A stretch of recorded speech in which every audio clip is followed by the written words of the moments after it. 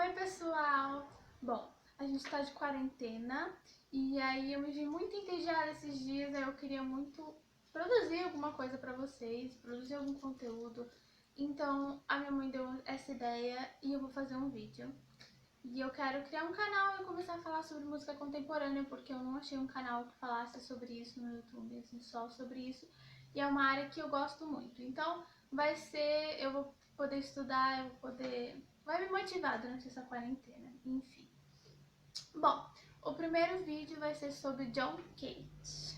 John Cage. John Milton Cage Jr. nasceu em Los Angeles em 15 de setembro de 1912. Ele estudou com Henry Cowell e Arnold Schoenberg, que eu quero muito falar sobre eles aqui também. Inclusive tem umas aspas do Schoenberg, que ele falou sobre o John Cage: nunca serás capaz de escrever música. Porque quando o John Cage foi estudar, ele não compunha muito harmonicamente. Então o Schoenberg já achou que ele não sabia compor direito. Inclusive tem aspas do próprio John Cage sobre essa época, que é assim: quando eu era jovem, um de meus professores costumava se queixar de que assim que eu começava uma música, já encaminhava para o final.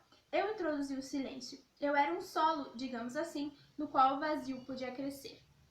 John Cage chegou a fazer faculdade por 2 anos, mas aí ele largou.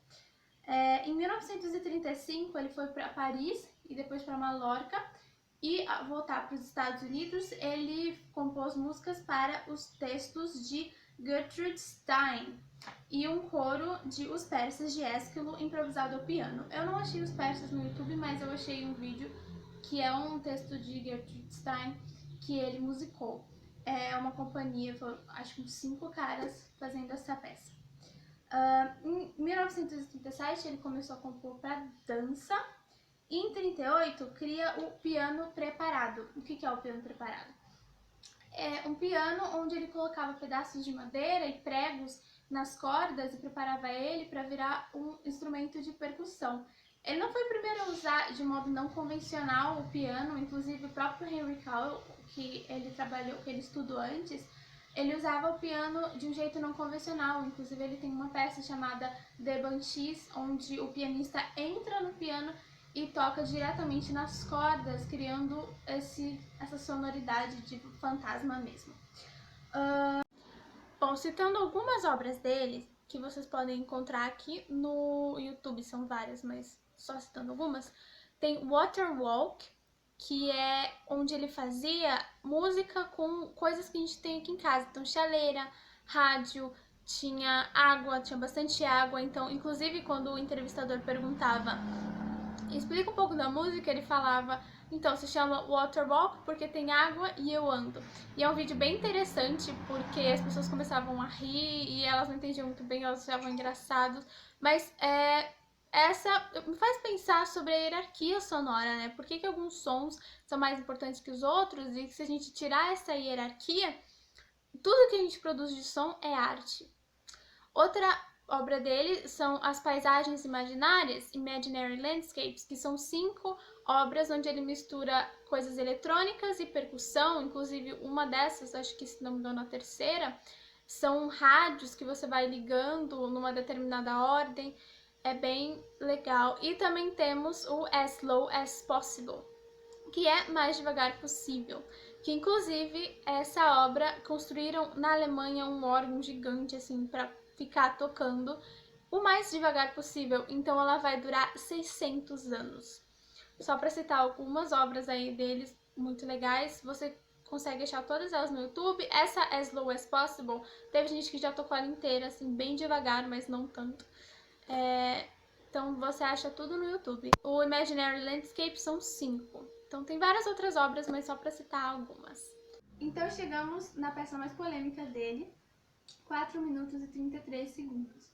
Nós sabemos que John Cage era zen budista, uma religião que preza muito pelo silêncio, uma filosofia que preza muito pelo silêncio. Então ele foi em 51 para Nova York ter uma experiência na câmara anecoica, que é aquela câmara onde nenhum som se propaga, que é tipo a sala mais silenciosa do mundo. Então ele foi esperando ouvir o silêncio. Quando ele ficou lá por um tempo, ele começou a ouvir um som muito agudo e um som grave, que depois ele perguntou para o cara que trabalhava lá e ele falou que um deles era o sangue circulando e o outro era o pulmão funcionando. Então ele teve esse grande insight de que o silêncio não existe, que a gente está sempre produzindo som e mesmo que a gente morrer, a gente vai continuar produzindo som e tudo está produzindo som sempre. Isso foi um grande insight que inspirou ele a escrever, a compor 4 minutos e 33 segundos. A segunda coisa que serviu de inspiração foi uma exposição de quadros do Robert Rauschenberg, que eram quadros só em branco ou só em preto, e ele falava que a obra de arte acontecia na hora, que era a iluminação, que era a sombra das pessoas passando pelo quadro, que era a poeira. Isso também era conhecido como happening, que também merece um vídeo aqui no canal. Bom, só para abrir umas aspas sobre essa obra, John Cage falou: efetivamente, não importa o quanto tentemos fazer silêncio, não podemos. 4 minutos e 33 segundos é uma peça em 3 movimentos, onde está escrito primeiro movimento, segundo movimento, terceiro movimento, e embaixo de cada um está escrito tassete. Quando está escrito isso numa partitura, quer dizer que o instrumento não toca por um determinado tempo. No caso, a peça toda. Então, são 3 movimentos onde o pianista não toca. Então, quem fez essa peça primeiro, quem interpretou, foi o David Tudor, e ele abria a tampa do piano e fechava, indicando quando terminavam os movimentos.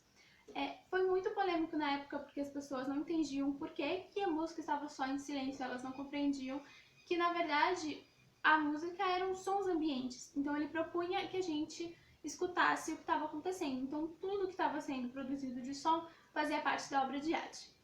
Ele deu uma entrevista para Daniel Charles, que eu gosto muito, e eu vou citar. O Daniel perguntou: mas você não perde algo? Aí o John perguntou: o quê?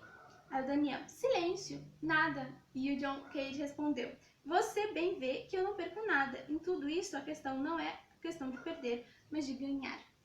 Enfim, é uma obra muito boa, é uma obra muito contemporânea, e John Cage inspira até hoje músicos. Por exemplo, para citar 2 que eu vi no vídeo, o John Cale do Velvet Underground e o Thom Yorke do Radiohead são fãs de John Cage e já falaram sobre isso. É óbvio que não é tudo, que eu não falei tudo sobre John Cage, que é muita coisa, tem muita questão envolvida. Eu quero fazer alguns vídeos de períodos e grupos que ele participava, e eu quero fazer um vídeo sobre fluxos, sobre happening, sobre partitura não convencional, então tem bastante conteúdo. Se você gostou, eu espero que você se sinta instigado a procurar um pouco mais do John Cage, da obra e da época, enfim. Curta aqui o canal e se inscreve, porque eu pretendo fazer mais vídeos sobre o tema de música contemporânea, música experimental em geral, enfim. Obrigada, gente!